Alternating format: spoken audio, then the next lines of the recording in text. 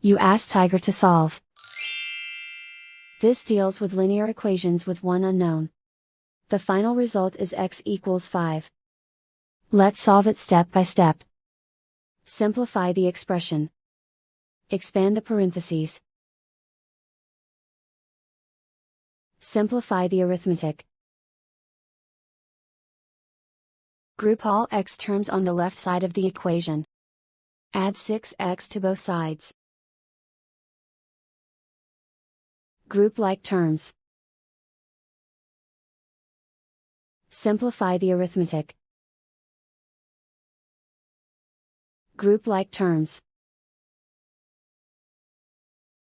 Simplify the arithmetic.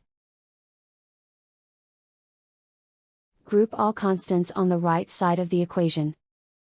Add 8 to both sides. Simplify the arithmetic.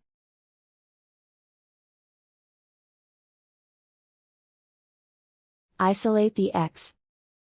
Divide both sides by 2. Simplify the fraction. Find the greatest common factor of the numerator and denominator. Factor out and cancel the greatest common factor.